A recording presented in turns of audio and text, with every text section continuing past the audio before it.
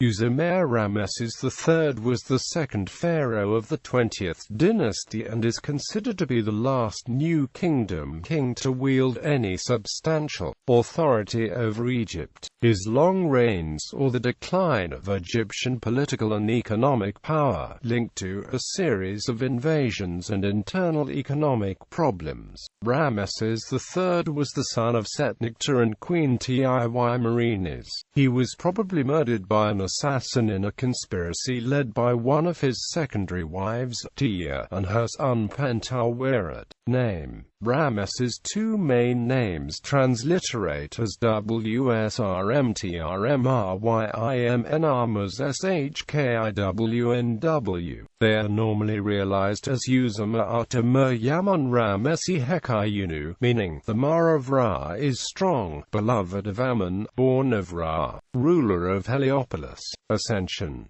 Ramesses III is believed to have reigned from March 1186 to April 1155 BC. This is based on his known accession date of I Shemu-day 26 and his death on year 32 3 Shemu-day 15, for a reign of 31 years, 1 month and 19 days. Alternate dates for his reign are 1187 to 1156 BC. In a description of his coronation from Medinet Habu, 4 doves were said to be dispatched to the 4 corners of the horizon to confirm that the living Horus, Ramses III, is in possession of his throne, that the order of Ma'at prevails in the cosmos and society.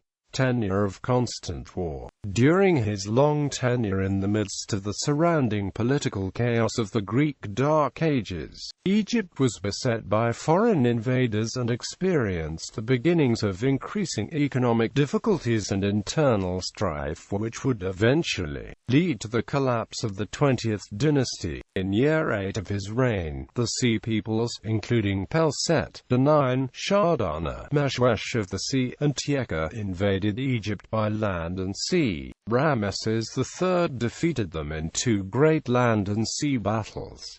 Although the Egyptians had a reputation as poor seamen, they fought tenaciously. Ramesses lined the shores with ranks of archers who kept up a continuous volley of arrows into the enemy ships when they attempted to land on the banks of the Nile. Then, the Egyptian navy attacked using grappling hooks to haul in the enemy ships. In the brutal hand-to-hand fighting which ensued, the Sea people were utterly defeated.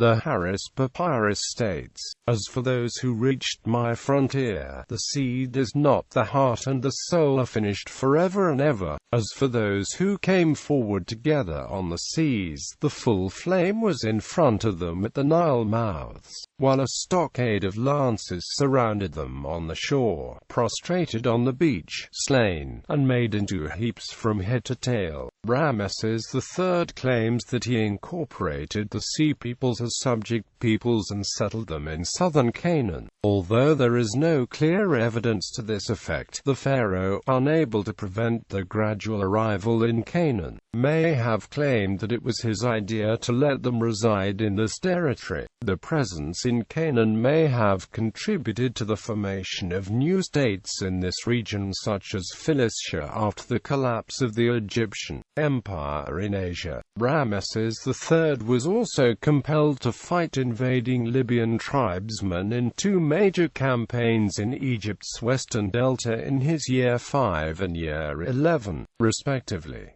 Economic turmoil. The heavy cost of these battles slowly exhausted Egypt's treasury and contributed to the gradual decline of the Egyptian Empire in Asia. The severity of these difficulties is stressed by the fact that the first known labor strike in recorded history occurred during year 29 of Ramesses III's reign, when the food rations for the favored and elite royal tomb builders and artisans in the village of Setnakhte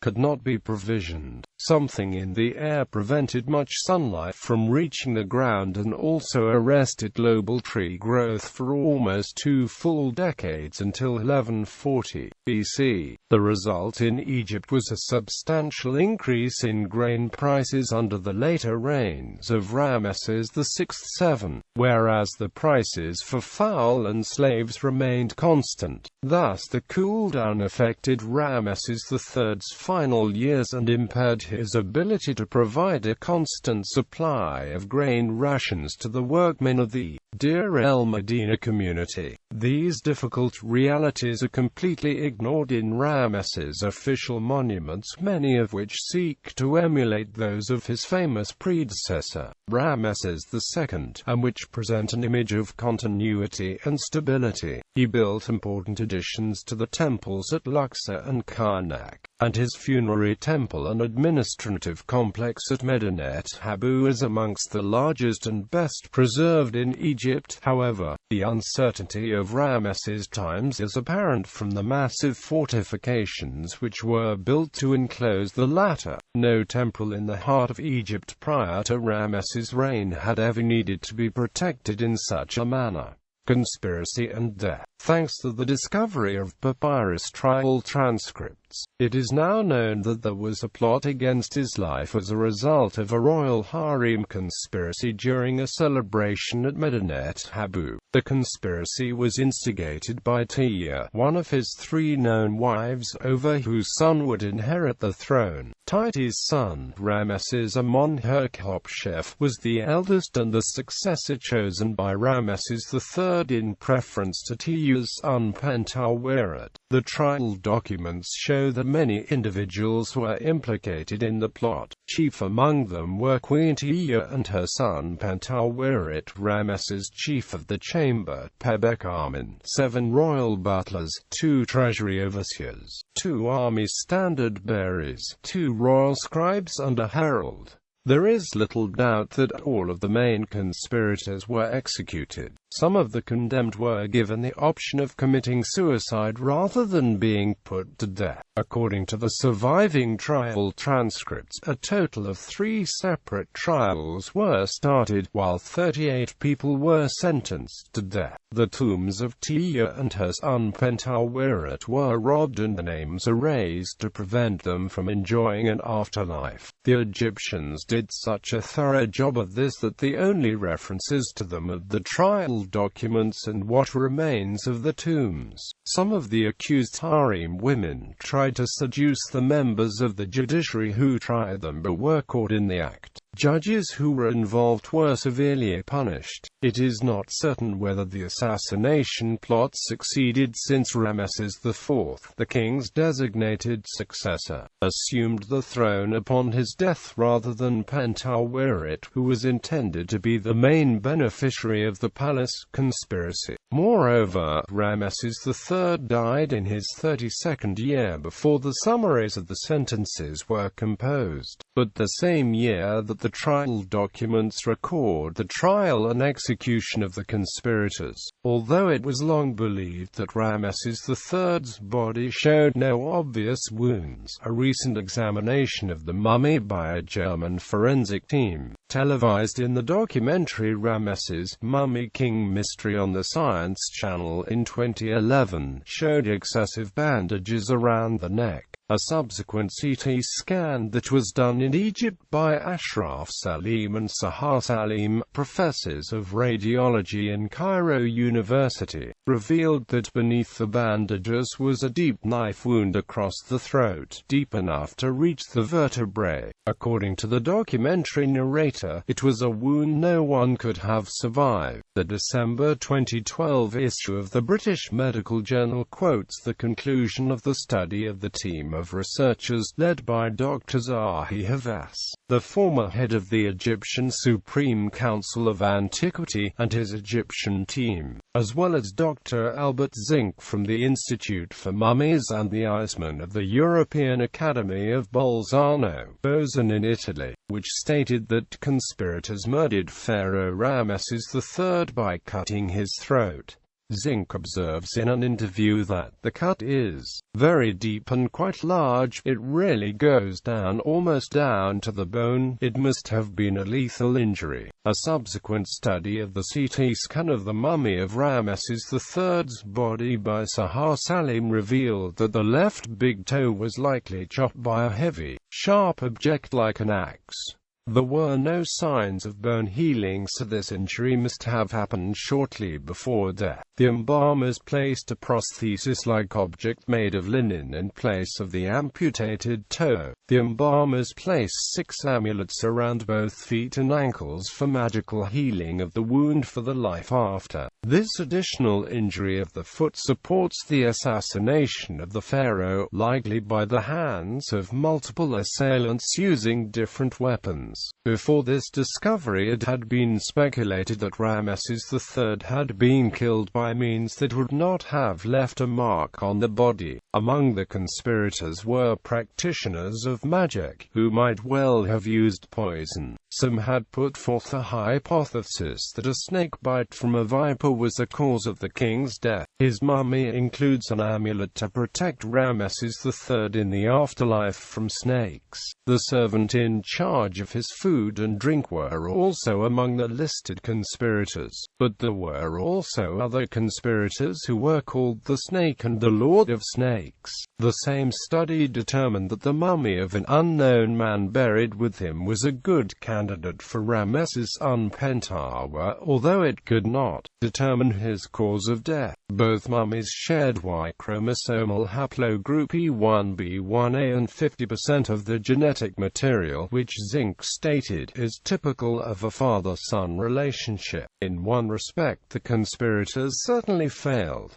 The crown passed to the king's designated successor, Ramesses IV. Ramesses III may have been doubtful as to the latter's chances of succeeding him, given that, in the Great Harris Papyrus, he implored Amun to ensure his son's rights. Legacy. The Great Harris Papyrus, a papyrus Harris I, which was commissioned by his son and chosen successor Ramesses IV, chronicles this king's vast donations of land, gold statues and monumental construction to Egypt's various temples at Pir Messi, Heliopolis, Memphis, Athribis, Hermopolis, Abydos, Coptos, El Kab, and other cities in Nubia and Syria. It also records that the king dispatched a trading expedition to the land of Punt and quarried the copper mines of Timnah in southern Canaan. Papyrus Harris I records some of Ramesses III's activities. I sent my emissaries to the land of Atika, to the great copper mines which are there. Their ships carried him along and others went overland on the donkeys.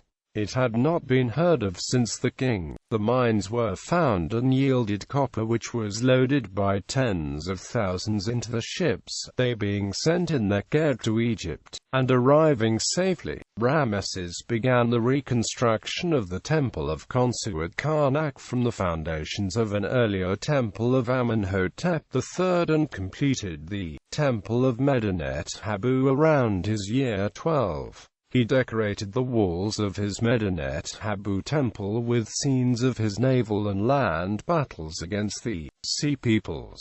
This monument stands today as one of the best preserved temples of the New Kingdom. The mummy of Ramesses III was discovered by antiquarians in 1886 and is regarded as the prototypical Egyptian mummy in numerous Hollywood movies. His tomb is one of the largest in the Valley of the Kings. Chronological dispute. There is uncertainty regarding the exact dates of the reign of Ramesses III. This uncertainty affects the dating of the Late Bronze Iron Age transition in the Levant. This transition is defined by the appearance of Mycenaean LHIIIC 1b pottery in the coastal plain of Palestine, generally assumed to correspond to the settlement of Sea people there at the 8th year of Ramesses III. Radiocarbon dates and other external evidence permit this transition to be as late as 1100 BCE, compared to the conventional dating of c. 1179 BCE. Some scientists have tried to establish a chronological point for this pharaoh's reign at 1159 BC, based on a 1999 dating of the Hekla III eruption of the Hekla volcano in Iceland, since contemporary records show that the king experienced difficulties provisioning his workmen at Deir el-Medina with supplies in his 29th year. This dating of Hekla III might connect his 28th or 29th regnal year to c. 1159 BC. A minor discrepancy of 1 year is possible since Egypt's granaries could have had reserves to cope with at least a single bad year of crop harvests, following the onset of the disaster. This implies that the king's reign would have ended just 3 to 4 years later, around 1156 or 1155 BC. Arrival date of 2900 BP has since been proposed by scientists based on a re-examination of the volcanic layer, given that no Egyptologist dates Ramesses III's reign to as late as 1000 BC. This would mean that the Hekla III eruption presumably occurred well after Ramesses III's reign. A 2002 study using high-precision radiocarbon dating of a peat deposit containing ash layers put this eruption in the range 1087 to 1006 BC.